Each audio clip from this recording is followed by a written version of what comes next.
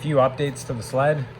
I did all new bushings in the front. I tightened it up a bit. I just went with the factory Polaris ones for the price of exchange, everything. I think they weren't indie specialists. The other ones were like 160 bucks, which is probably worth it. But in this case, these ones aren't too bad. It was like $60 here. And it did tighten it up a bit. They weren't too bad, only 2 of them, but I figured I'd do it. I also installed this gas caddy that I got. It was just a Facebook marketplace for like 60 bucks. Put some mounting bolts, got a nice sled. That'll be good. I'm doing a trip in a few weeks, gonna test this thing out, going about 6 to 8 hours north. And I also just ordered this Itek bumper with the tow bar. And because I didn't get it directly from them, I now have to actually install the tow bar. So I got to drill through and do it myself, which is what it is. Saved a little bit of money, and now I got to do a little bit more work. But that's the ice sled I actually got there. So we're going to need that because we're sledding 20 kilometers in from land to a cabin. So it's going to be fun just trying to get everything all together. I'll probably put the big windshield on because this little visor's not going to do much. It's going to be a lot colder up that way. So yeah, I'm going to get to it and try and install this tow bar. Let's see. Just need to spin the behemoth around. This thing's like 11.5 feet long. Gets a little tight in here. Okay, I got the sled spun around. First thing you're going to want to do is remove your rear factory grab bar. So it's a T27 Torx for the inside of the bolt and a 10 mil socket for the outside nut here. Just gonna pull that off.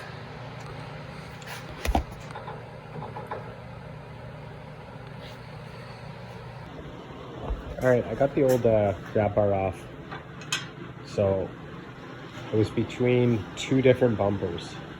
It was the Itek, and I believe the other one was called Backwoods BMP. I might be getting that confused, but there's only 2 that actually had tow bars, and the reviews were pretty good. This one seems all right. One thing I don't like, fit and finish. I got this brand new, and it's really hard to see, but the paint's chipping and it's oxidizing underneath, which kind of sucks. You spend 500 bucks, and I'm not shipping this back, and I got to pack it up, pay to ship it. So that's kind of a drag. The one thing I did like, yeah, see there's another spot there. So fit and finish, not too bad.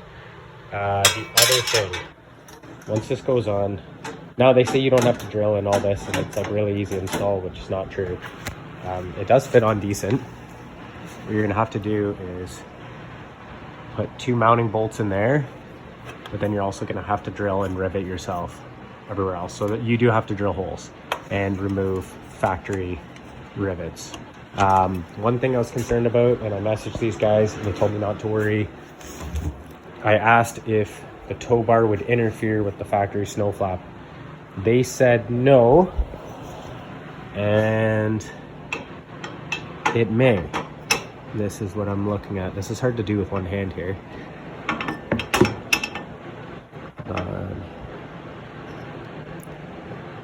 Once it's in place, it's sort of gonna sit just like that. So it's not bad, but the only issue is if you're actually gonna get a sleigh and hook up to that, it might hit the snow flat. But the reason I went with their tow bar and their grab bar is it seems slimmer. So the other one looked a little more heavy duty, but it almost looked like a spoiler. Like I saw other photos and it came up probably about this high. Like it was like thick aluminum, and it went up a little high, where this one's a little sleeker. And honestly, I read some reviews and some guys were saying they've had both and prefer this. So it's not bad. I might just put some touch-up paint and try and seal that off. Hopefully it doesn't just oxidize and peel. I don't know what kind of warranties on this. But yeah, I'll get to installing it and see how it actually works out. Okay, so on the original instructions, they want you to mark your drill points and tap them. These ones actually come tapped, so that's pretty handy. Once you do that, you're going to want to drill with a 3/16 drill bit on an angle, and then actually drill parallel until your hole aligns with the outside holes that are already drilled here. And then from there, you're going to bore it out bigger with the 3/8.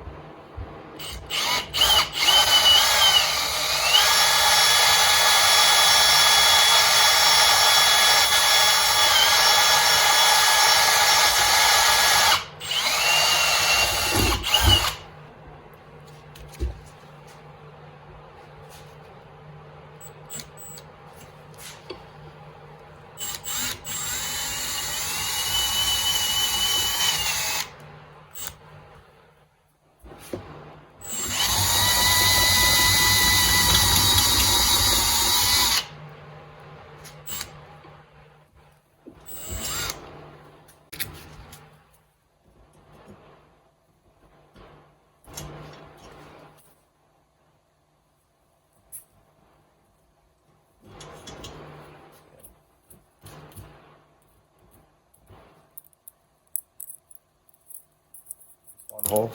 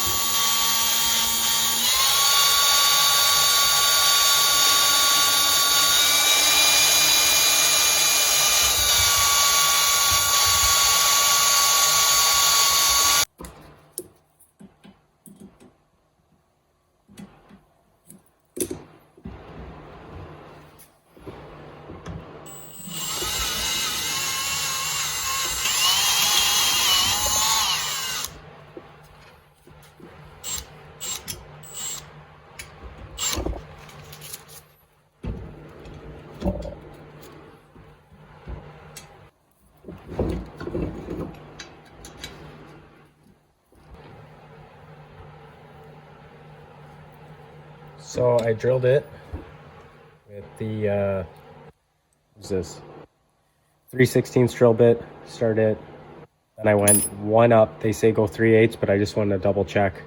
I went with one size up on the 3/16. I did a 9/32, just to ensure that it actually lines up. So I put the tow bar on and actually shine my light through where I could see. It seemed like this one, they had tapped it, didn't really line up with their hole on the outside. So I had to kind of straighten things up a bit. So now I'm just going to use the 3/8.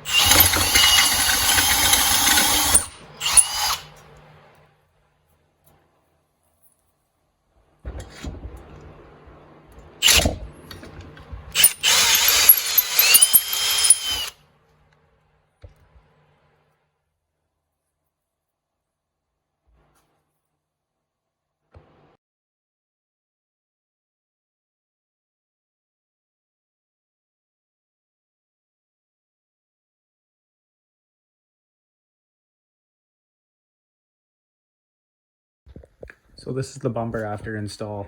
It's definitely tried and true and tested. So I stopped filming because I thought I was going to actually return this bumper. The holes here, they pre-drill a hole here and they tap it here. And I kind of eyed it. It looked like it was going to fit. And I was getting a little concerned. I was at this for over an hour. I kept drilling and trying to get the mounting bolts through to mount the bar, and they would not align. So I had to actually keep honing the holes and looking through with a light, and it was honestly a mess. So what I'm going to recommend, if you're getting one of these bumpers, order it directly from Itek.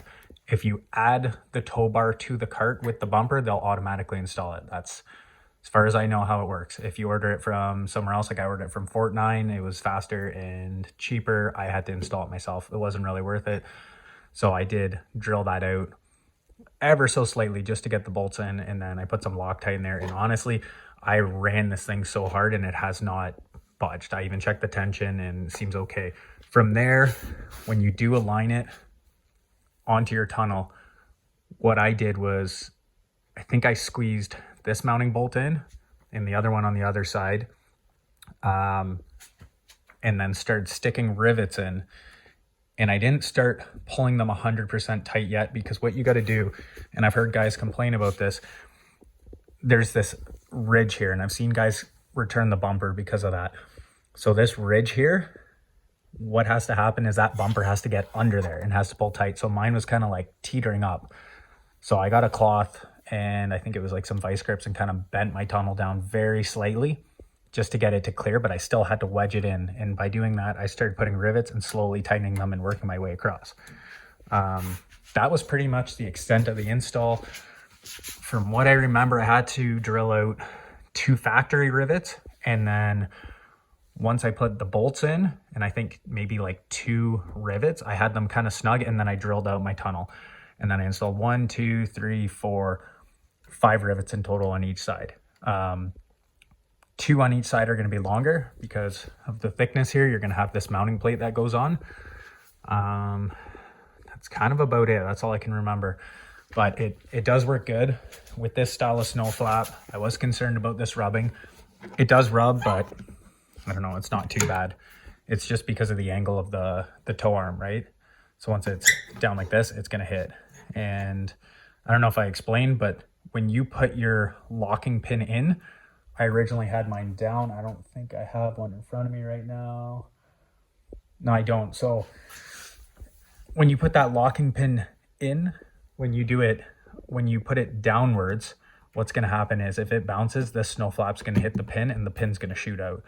So what I had to actually do was compress the suspension to get this as low and level as I could, push this in with my knee. I know it sounds crazy, and get the pin up and under. And then once that's locked in, it's a little more challenging to get, but like I hit jumps, hit everything with that sleigh, and it did not pop out. So it was pretty good. That's about it for the install. I know I didn't video it, but I actually thought it was going to be completely failed, and I thought I was going to be returning this bumper, but it did hold up. One thing I don't like, now maybe this is good for deep snow, but your height right here, this is a lot higher. So for you to lift it, you're using more upper back than your full body to lift the back of the sled. And now my stand over there doesn't actually clear unless I put some wood under it. But all in all, held up good. I have some footage. I'm going to upload it. I'm just really delayed on a lot of this stuff.